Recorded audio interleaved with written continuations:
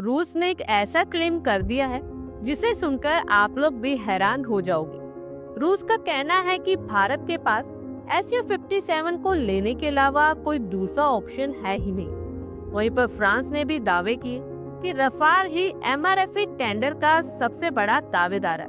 अब आप लोग ही सोचिए, अगर भारत को फिर से ही रफाल लेना होता तो इतना लंबा समय इंतजार क्यों किया जाता।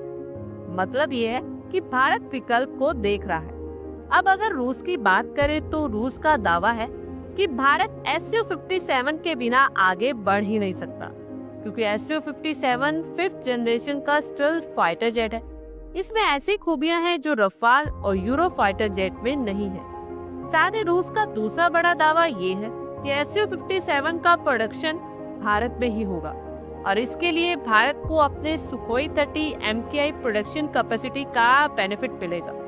यानी कि सिर्फ 20 से 30% नई मशीनरी की नीड होगी, मतलब कि कम कॉस्ट और ज्यादा प्रॉफिट। इतना ही नहीं, रूस का कहना है कि Su-57 का इंजन AL-51 जब लग जाएगा तो उसकी टेक्निकल कैपेबिलिटी 6th जनरेशन के इक्वल पहुंच जाएगी। एक और बड़ी बात यह है कि Su-57 में भारत को अपने हथियारों को लगाने की पूरी फ्रीडम होगी।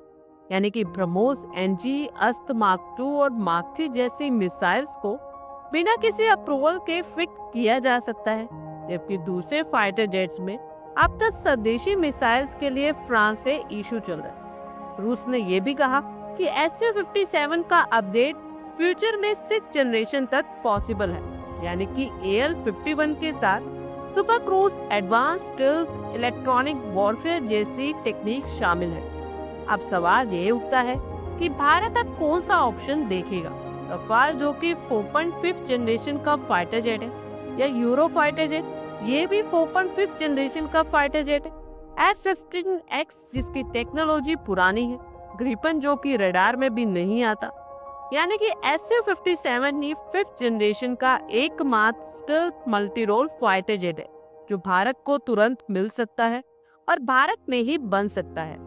भारत इस बार सोच समझकर चल रहा है। तेजस मार्क 2, टेड बियर और एमका जैसे प्रोजेक्ट्स पहले से ही चल रहे। इसे भारत को फिलहाल MRFA में 114 फाइटर जेट्स की जरूरत है और अब भारत के सामने सिर्फ दो ही ऑप्शंस है, या तो Su-57 लेकर 5th जनरेशन कवर कर ले या 4.5 जनरेशन लेकर उसमें ही फंसा रहे।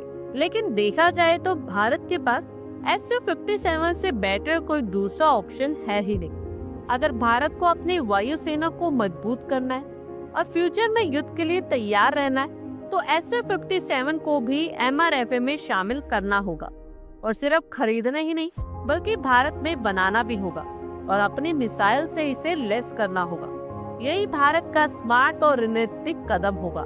अदरवाइज चीन और पाकिस्तान को काउंटर करना मुश्किल ही नहीं, नामुमकिन हो जाएगा। आप लोगों को क्या लगता है, क्या भारत को रूस के Su-57 को खरीद लेना चाहिए या नहीं? आप अपनी राय कमेंट बॉक्स में शेयर करें। आई होप आपको हमारी ये वीडियो अच्छी लगी होगी और आगे भी इसी तरह के अपडेट्स के लिए हमारे चैनल को जरूर सब्सक्राइब करें। धन्यवाद।